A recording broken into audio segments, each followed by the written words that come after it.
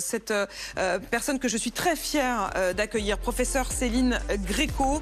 Elle a beaucoup de titres. Soyez la bienvenue. Bonjour, vous êtes chef du service de médecine de la douleur et de médecine palliative à l'hôpital Necker Enfants Malades. Vous êtes membre du bureau du Conseil national de la protection de l'enfance et vous avez lancé votre propre association, ça s'appelle Impact, pour développer, promouvoir la santé, la scolarité, l'accès à la culture pour les enfants placés. Au moment même où vous rentrez dans ce studio, la députée qui présente un rapport sur ces enfants placés, elle est en train, et vous le voyez en direct, de développer son rapport, d'alerter sur le drame de la manière dont on gère ces enfants. Et vous êtes vous-même une ancienne enfant placée. Tout à fait. Vous l'avez été au lycée, vous allez nous le raconter. Vous avez eu ces mots, vous dites: si je n'avais pas été placée, je serais morte. C'est sûr. Oui, c'est sûr. Ah bah c'est sûr. C'est la situation familiale à l'âge de 14 ans donc était telle que si j'avais pas été sauvée par une infirmière scolaire, on ne serait pas en train de se parler aujourd'hui. Sauvée par une infirmière scolaire, oui, qu'est-ce qu'elle a vu, qu'est-ce qu'elle a détecté que vous n'osiez pas dire? En fait, moi, du coup, j'ai été victime de violences intrafamiliales, mais dans un milieu favorisé. Et la société a encore du mal à comprendre que les violences faites aux enfants, comme les violences faites aux femmes d'ailleurs, arrivent dans tous les milieux. Et donc le repérage a été beaucoup plus tardif pour moi. Et c'est en seconde, en fait, qu'elle s'est rendue compte que ça n'allait pas, d'abord sur ma maigreur. Et puis, voilà, progressivement, j'ai commencé à prendre un peu confiance en elle et à me confier sur ce que je vivais à la maison.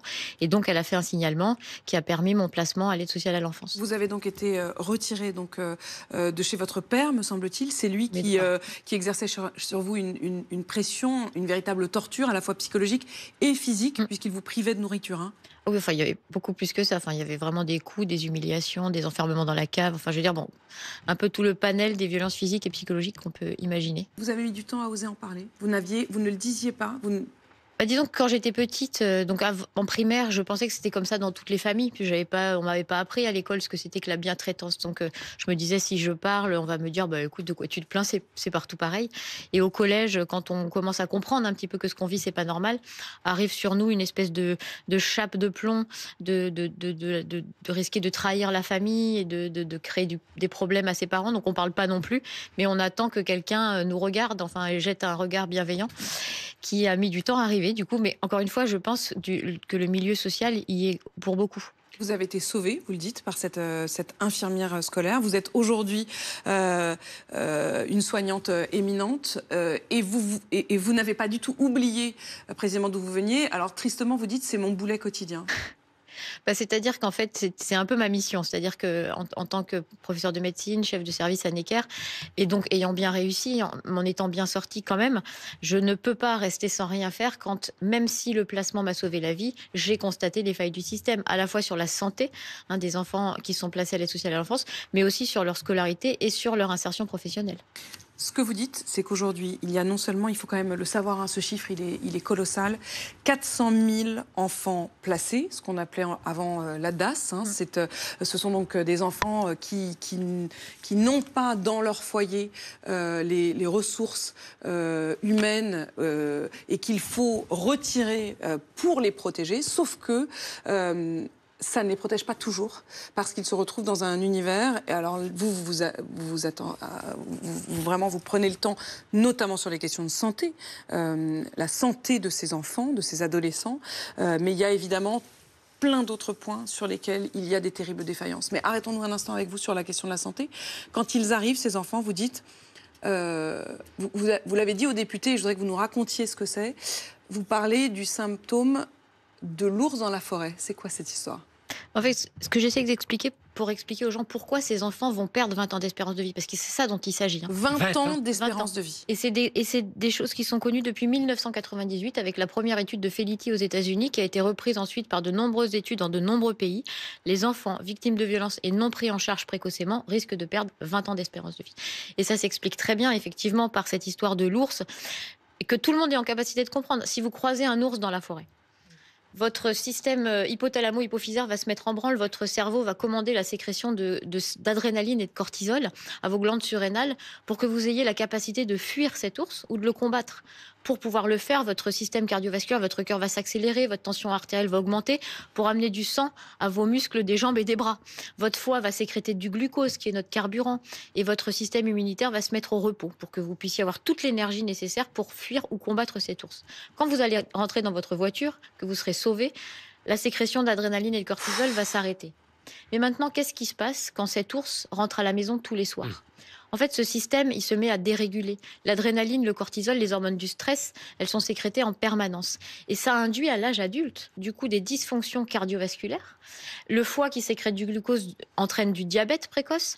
Le système immunitaire qui s'était mis au repos pour que vous ayez de l'énergie ne reprend pas. Donc, ça donne, en gros, 3 fois plus de maladies cardiovasculaires, de risques d'AVC, de cancer, de maladies auto-immunes, des démences précoces, 37 fois plus de tentatives de suicide, 50% des adultes victimes de violences dans l'enfance présentent des troubles dépressifs. Enfin, je veux dire, qu'est-ce qu'on attend devant ces constats pour agir ? Alors, question pour vous, parce que le poids des mots, je pense, a beaucoup d'importance. Le président Macron nous parlait de la menace existentielle que fait peser, alors vous me direz quel rapport, la Russie à la France.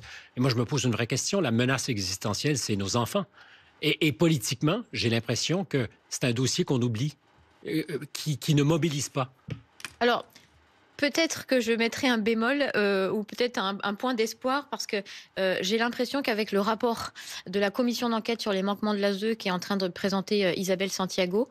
c'est les images qu'on vient de voir, hein, ça se passe en direct en ce moment même à l'Assemblée nationale. J'ai vraiment l'impression que la ministre Catherine Vautrin prend la mesure, enfin, de la situation et qu'elle a envie de s'engager vite et fort pour la santé de ses enfants, pour que tous ces enfants puissent avoir un bilan de santé. Parce que comment prendre en charge la santé de quelqu'un quand on ne connaît pas de diagnostic ? Et aujourd'hui, moins de 30% des enfants à l'aide sociale à l'enfance ont un bilan de santé quand ils rentrent dans le dispositif de protection. Et c'est notamment ce que vous décrivez, et vraiment, j'ai pris le temps, je trouve ça bouleversant et en même temps salutaire qu'effectivement vous preniez le temps d'alerter et de mettre en place, on va le voir, un certain nombre de solutions.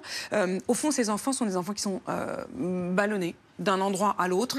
D'abord, dans des conditions souvent dramatiques, ils échappent finalement à leur foyer, mais c'est à la fois pour les sauver, mais c'est souvent très déchirant.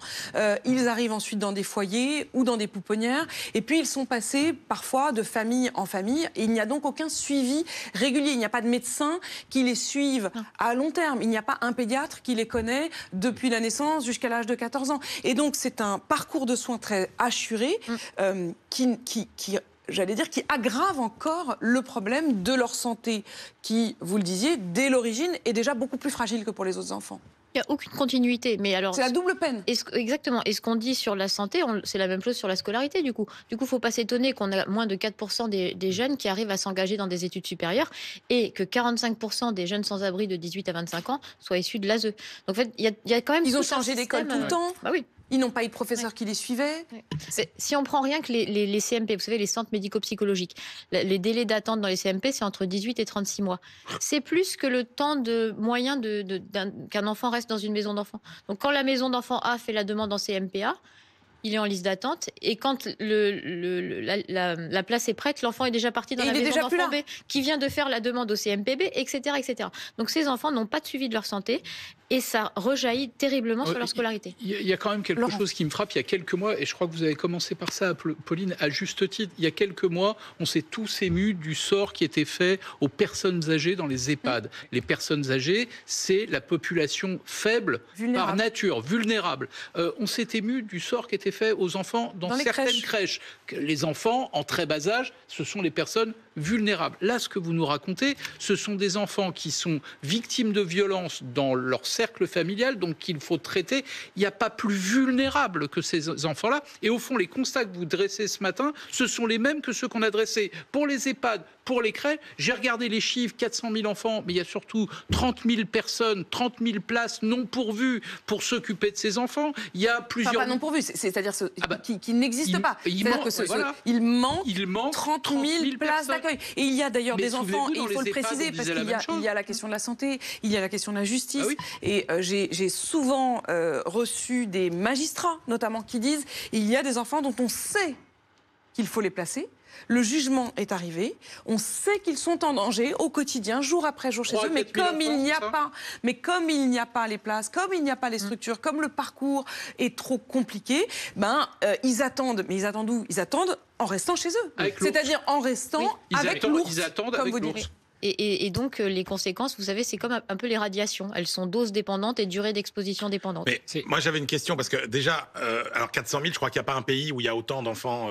Mais on pourrait se dire c'est presque un bon signe, parce que ça veut dire qu'il y a quand même une détection et des enfants qui sont retirés de leur milieu familial. Mais après, moi, le dysfonctionnement, c'est quoi? C'est qu'il n'y a pas assez de moyens, c'est les délires un peu réglementaires, administratifs qu'on voit dans beaucoup de secteurs. Et est-ce qu'à un moment, ça a fonctionné correctement et ça s'est dégradé, ou bien est-ce que ça n'a jamais fonctionné?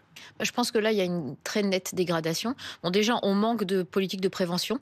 Si on faisait du soutien à la parentalité, si on réduisait la pauvreté, on aurait probablement moins besoin de placer les enfants. Ça se dégrade aussi parce que comme à l'hôpital public, on a de plus en plus de recours à l'intérim et on a complètement dévalorisé les métiers du travail social. Enfin, je veux dire, commençons par là aussi. Commençons par revaloriser le travail social pour avoir des jeunes qui s'engagent avec enthousiasme dans les études pour accompagner ces enfants, pour être travailleur social, pour être éducateur spécialisé. Payons-les mieux. Mais on a les mêmes problèmes à l'hôpital public, vous voyez. Donc c'est un système qui est parsemé de défaillances. Néla. Mais dans les nombreux chiffres qui alertent et qui par moments choquent, par moments touchent, je voyais le nombre de placements qui a augmenté de 44% depuis 1998. Et je me demandais, mais qu'est-ce qui se passe en fait? C'est les violences intrafamiliales qui ont explosé, c'est l'arrivée du jeune enfant. J'écoutais ce matin un reportage bouleversant sur des enfants dans une pouponnière qui arrivent en réalité, qui ont quelques semaines. C'est assumer la parentalité qui est devenue plus difficile. Qu'est-ce qui se passe? Pourquoi il y a 44% de placements de plus depuis 1998? C'est-à-dire qu'aussi les enfants peuvent en parler plus facilement. Peut-être qu'on repère mieux, on est mieux formé. Oui, tant mieux. Après, ça, il faut qu'on arrive à lutter. Les pouponnières, est-ce que vous pouvez nous parler des pouponnières? Les pouponnières, c'est les tout petits enfants dont parle Néla. Alors ça, c'est un problème majeur parce que de plus en plus, on a un problème d'hospitalisme, c'est-à-dire d'enfants qui restent trop longtemps dans des lits, soit à l'hôpital, soit en pouponnière. On a des enfants qui doivent rester en pouponnière pas plus de 6 mois et qui sont toujours 3 ans après.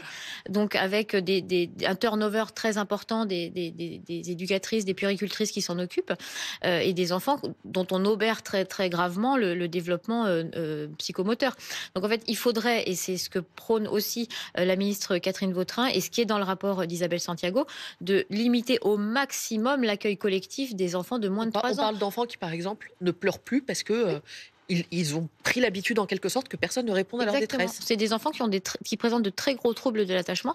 Donc il y a aussi ça à revoir. Il y a l'accueil familial à revoir. On manque terriblement de familles d'accueil. Donc il faut ouvrir ce système de tiers dignes de confiance, d'accueil bénévole, durable, de familles d'accueil pas forcément rémunérées, mais qui peuvent prendre en charge ces enfants et les aimer. Est-ce qu'il y a des pays exemplaires? Est-ce qu'il y a des pays exemplaires en la matière? Ils s'en sont sortis, qui y arrivent? Je dirais que les pays nordiques sont quand même en avance, notamment la Suède. En France, on a quand même un enfant qui meurt tous les 3 jours sous les coups de ses parents. En Suède, il y a un enfant par an. Donc en fait, on a quand même pas mal à apprendre. Les Canadiens sont très forts sur la prise en charge du traumatisme complexe. Il n'y a pas d'enfants en pouponnière au Canada. Les enfants de moins de 5 ans, même au Canada, sont dans des familles. Donc on a à apprendre, on a à piocher. Aucun pays n'est parfait, mais on a à piocher de ce qui est bien dans chaque pays. Et il y a évidemment la question aussi de l'engagement des familles. On a besoin de familles. Mais il y a aussi la facilitation de l'adoption par ces familles. Ça fait partie des chantiers qu'a proposé Catherine Vautrin. Comment on fait d'ailleurs pour proposer une famille, les gens qui nous regardent, là, ils veulent se proposer pour accueillir un enfant, ils font comment? Il y a tout un circuit de vérification, de contrôle, de formation aussi. Et donc, il faut que les familles se rapprochent de l'aide sociale à l'enfance, de son département, pour pouvoir se proposer. C'est le département voilà, c'est ça. C'est le département qui est en charge de l'aide sociale à l'enfance. Et vous êtes chargée, vous, Céline Gréco, par Catherine Vautrin, pour piloter les centres régionaux de santé pour les enfants placés. Tout commence aujourd'hui, on peut le dire, puisqu'il y a effectivement ce rapport qui est donc présenté en ce moment même à l'Assemblée nationale. Un grand merci d'être venu témoigner, alerter ce matin.